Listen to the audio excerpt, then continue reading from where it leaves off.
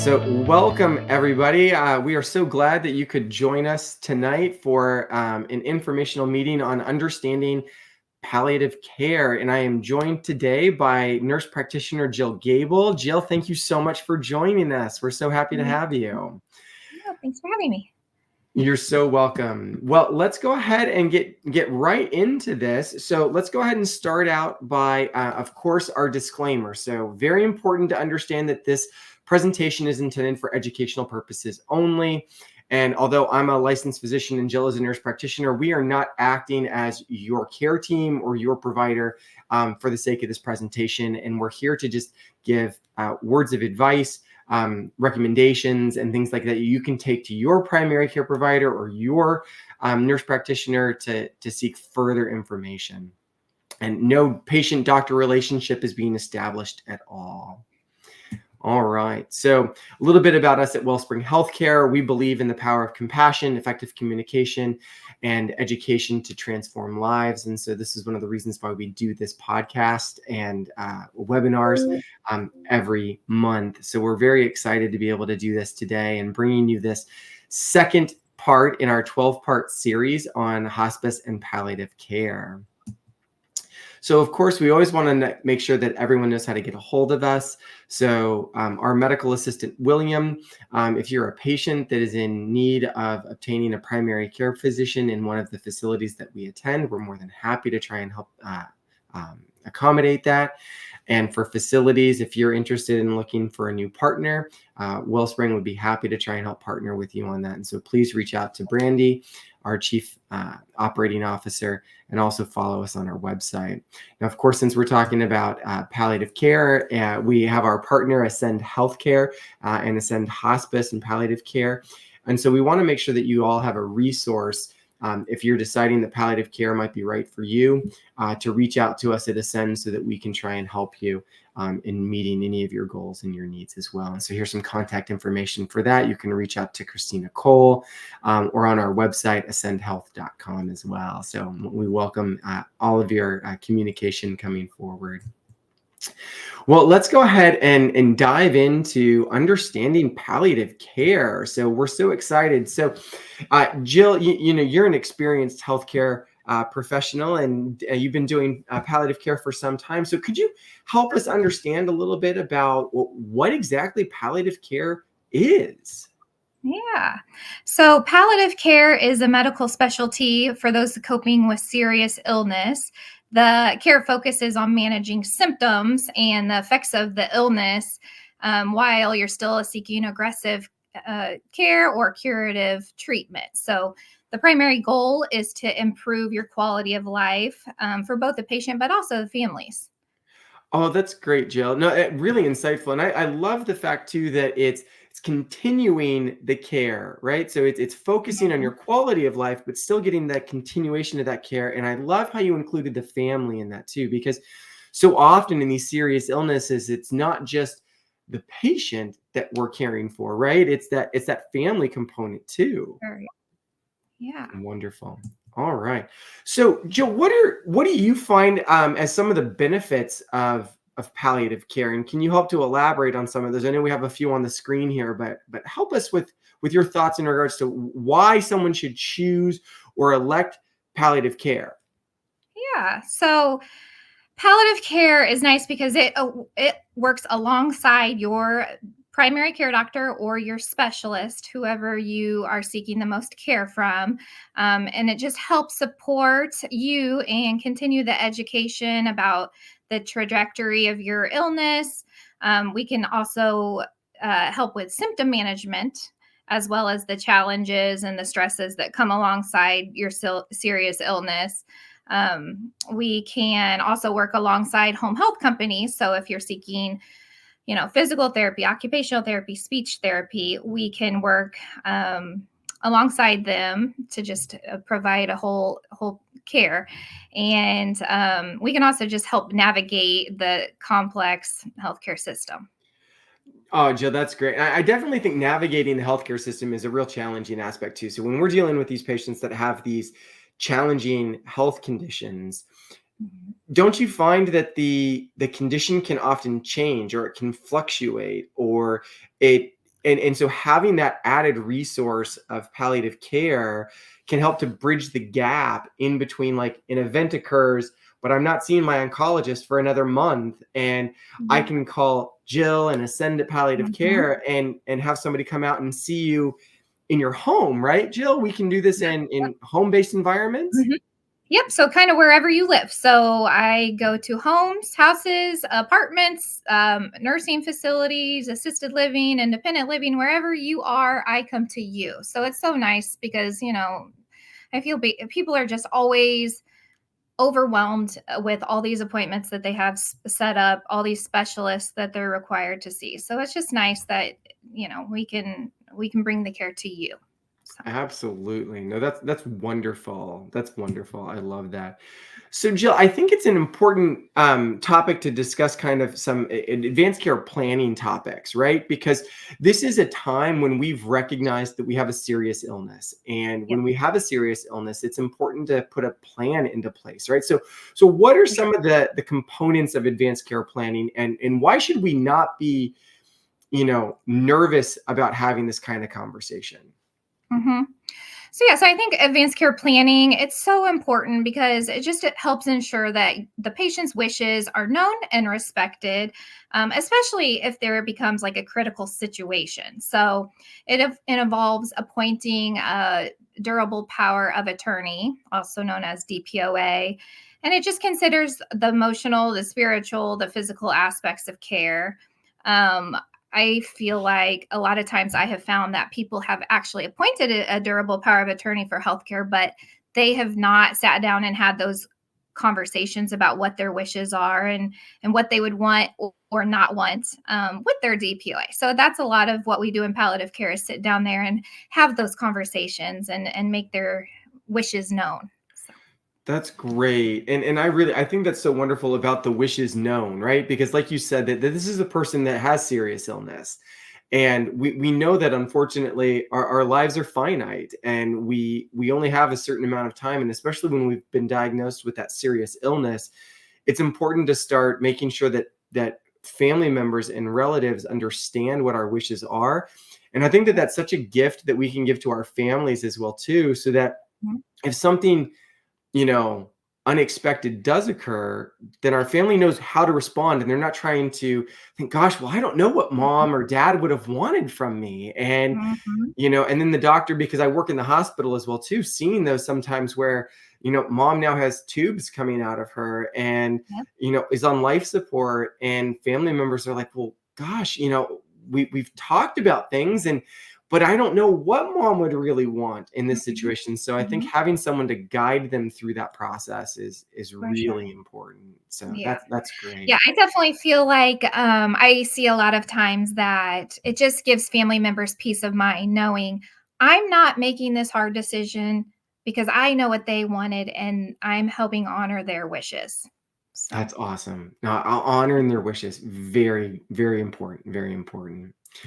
Wonderful. And I think we've approached about this too, but I think the palliative care mhm, really helps to approach someone's serious illness in a holistic way. And you mentioned that emotional, mhm, spiritual, and physically is very important. You're there addressing medical concerns. You're there addressing their spirituality. You're there addressing their fears, their anxieties, all of those yep, different aspects to yes, the comprehensive approach to someone's healthcare. So yep, exactly.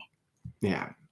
Wonderful. All right, let's move on to, I think this is an important topic because I think so often people kind of question or like, when am I appropriate for palliative care or, hospice or things of that nature? And we often see certain diagnoses that come across clearly more often. But when do you first to start to think about someone with palliative or, wanting to enroll someone in palliative care? What kind of diagnoses do they usually have?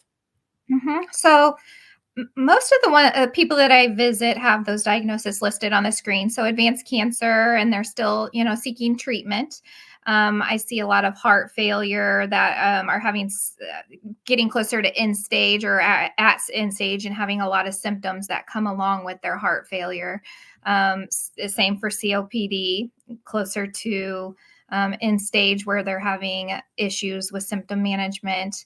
Parkinson's, ALS, the progressive diseases. I would add dementia to that list as well. I see Wonderful. several um, dementia patients too. So, and there can be Absolutely. others. That's just the Oh, majority yeah. too. No, definitely. And I think too that, it's so nice to see, like, so often some of our COPD patients or our heart failure patients, for instance, it takes so much effort for them to leave their home, to, go without oxygen, or to, have to carry their concentrator with them, or their tanks of oxygen. And so the fact that you come into their home and do the assessment in the home, and they don't have to leave the comfort of their, the recliner, or they're not having Mhm. to get ready in many respects. They don't have to, get fully dressed, they're in their normal Mhm. PJs and things like that. I think it makes it a lot more uh, reasonable for some of these patients to be Yep. able to feel comfortable in receiving that care in their home in that way. Yeah. No, you're exactly right. I actually just that same thing happened just yesterday. I was seeing a guy that has very bad lung disease, and he was due to see his pulmonologist, and he's like, I just can't get there. It's too hard. I'm too tired. It's too much work to get there. And so he ended up having to cancel his visit. But it was just reassuring for him to know that I was there and evaluating him and assessing him and giving him that reassurance. So That's wonderful. And Jill, I imagine too, you do a fair bit of communication back and forth with their specialists as well too, and helping them to understand that this is the reason why, Mr. and Mrs. Johnson ended up missing this appointment, and this is what I'm seeing in the home, and how can we adjust and change these medication sure. regimens, and maybe we need to adjust their diuretic regimen, or maybe we need to add some different pain medication on board, right? Oh, sure, for sure. Lots of coordinating care. I often like to make sure that people understand, like, I'm not taking the place of your doctors. You still get your doctors, your specialists that you've, established these relationships with, but I'm just additional support that can help facilitate that communication between your doctor and That's what's going great. on. So, That's that navigating this healthcare environment, because it's so complicated. And yep, sometimes it's hard to get a hold of doctors too, right? Or to be able to quickly communicate in a way in which another doctor can understand, right? sure. So Hmm. you Yep, can have yep, that conversation at a very high level, and tell that doctor, this is what I'm seeing, and spare that patient so much other time that they yeah, wouldn't necessarily be able to relate the same way to somebody yep, else. yep, So yep, for sure, for sure. absolutely. You know, Jill, one of the things that I think is really important for our patients, and this was a program that the American College of Physicians was helping to promote, but it's called Choosing Wisely, and it's 5 questions. And I imagine these are 5 questions that you help patients answer on a pretty consistent basis, Hmm. especially in palliative care. And I think that it comes down to their goals of care as well. Do I Yep. really need this test? Hmm. What are the risks? Are there Yep. simpler, safer options? What Hmm. happens if I don't do anything? And then, of course, how much does it cost? And I think that these 5 questions really help patients to make the right choice for them. Because, like you said before at the beginning of the talk, is that palliative care is meant to improve someone's life. And Hmm. so, if someone has a chronic illness that's not going to be curable, but yet they're Hmm. being asked to do another biopsy, or they're being asked to have invasive procedures, this is an opportunity to have that conversation to say, well, what would happen if I don't do anything? Hmm. Or how Sure. is this going to advance my care? Because a lot of the times, Mhm. and I'm speaking on behalf of all doctors right now, sometimes we get very focused on Mhm. treating, and how do I fix this, and how do I fight this to the best of my ability. But sometimes that causes a lot of potential pain and suffering, because I'm going to stick and poke and prod someone that Mhm. maybe they don't need to. And so I think having someone on a palliative care approach, do that. So how do you often help a person navigate these types of decisions? Yeah, I mean, sitting down and talking about it and kind of talking about, well, why would they want to do this? What would be the end game?